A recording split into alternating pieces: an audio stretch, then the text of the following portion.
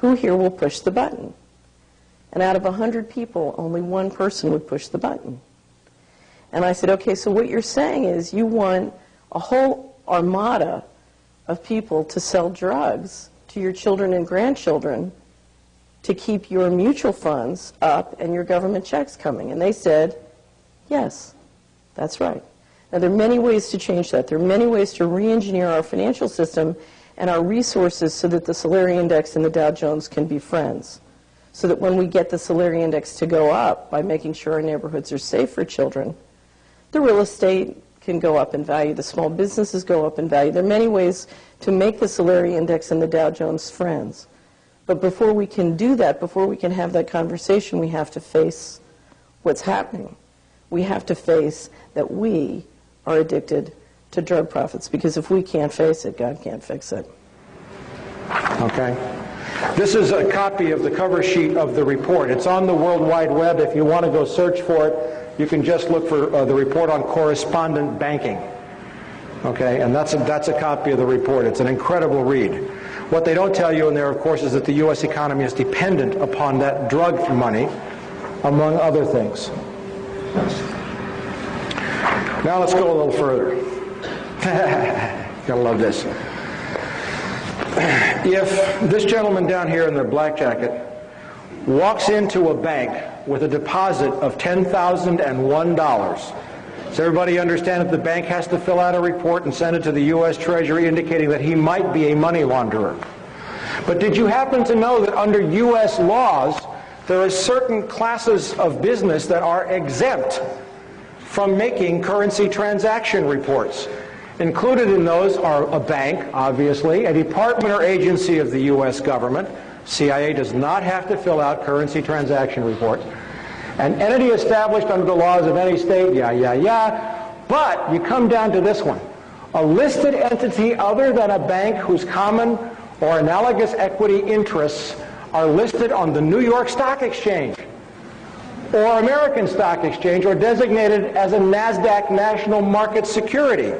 If you have a company that trades on Wall Street, you can launder all the money you want to. It's legal. Gee. Now I'm just laying a little groundwork here for you before we get to September 11th. We're getting there. Just last year, a group of companies were called in to meet with Janet Reno, who's not probably the most ethical person that ever lived, and Secretary of State Stuart, Deputy Treasury Secretary Stuart Eisenstadt. And these companies, Hewlett-Packard, Ford, Sony, General Motors, Whirlpool, General Electric, and Philip Morris, were called in to the Department of Justice for the amount of drug money they were laundering. Basically, the message was, you guys cool it. Okay? It's getting like out of hand. Now, let me ask a question. This gentleman right here, what's your name? Kevin. Kevin. Kevin is a drug lord. Kevin is the king of all drugs in South America. Okay? All right. And let's say this young lady right down here with the glasses. What's your name? Rhonda. Rhonda is the executive vice president of General Motors for the Southern Hemisphere, or South America. Okay?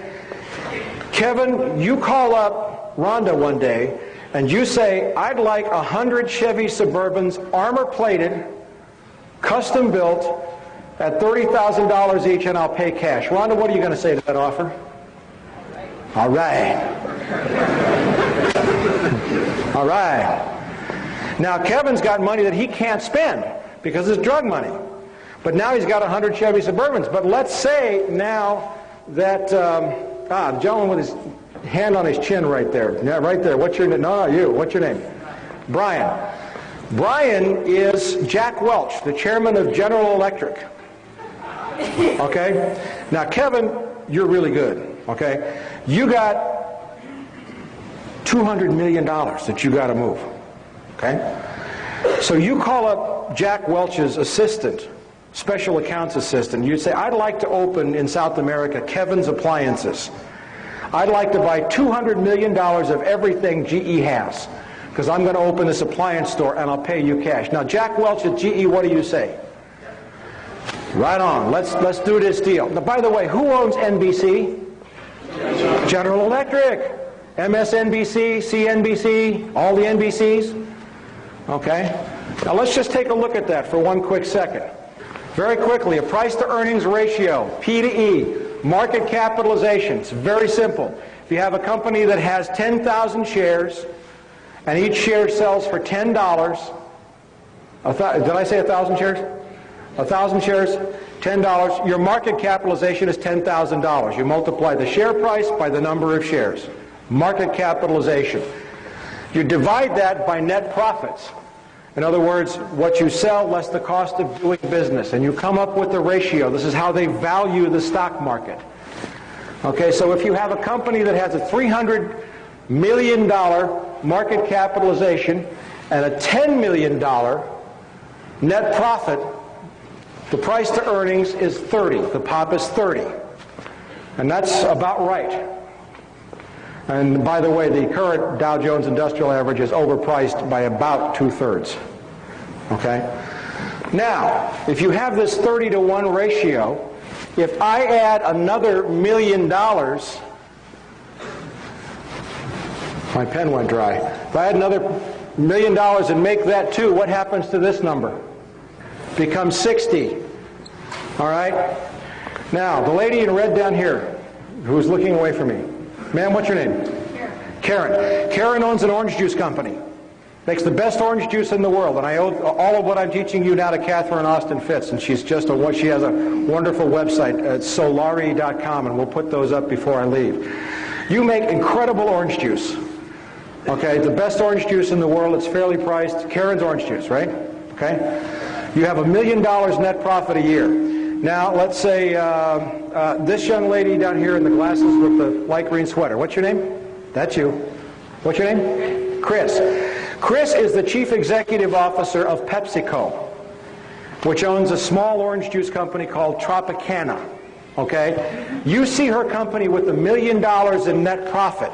How much, and your price to earnings is 30-to-1. How much are you willing to pay for that? How much are you willing to pay for her company? Would you pay $29 million? Yeah. Yeah, because the minute you bought her company for $29 million, your stock value goes up $30 million. How do Wall Street executives get paid? In stock.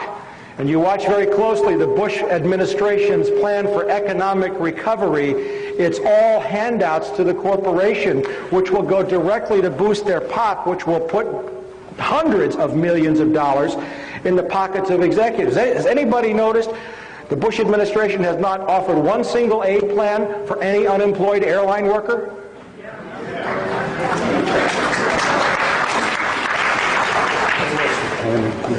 All right, let's get down and dirty here. Oh, one more thing. Remember that guy John Deutsch that I had fun with? Okay, well, right now he's on the board of directors of Citibank, along with the former executive director of the CIA, who is not on the board, but she's very highly placed executive, Nora Slatkin. John Deutsch, of course, is as crooked as the rest of them. Also on the board of Citibank is a guy named Robert Rubin, former U.S. Secretary of the Treasury. Yes, thank you. He deserves all the hisses he can get. Well, in May of this year, Citibank announced a $12 billion cash purchase of a Mexican bank called Banamex.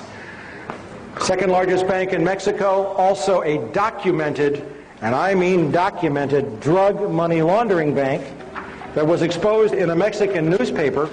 Roberto Hernandez, this is him, gets a seat on Citibank's board of directors, and yet this is what's going on his property.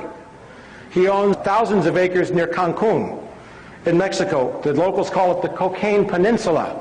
There's hundreds of photographs. He lost 2 lawsuits in Mexico, and then my friend Al Giordano, who publishes a great website called www.narconews.com, wrote a great story about the Mexican paper stories, and Hernandez sued Giordano in New York, and he's going to lose that lawsuit.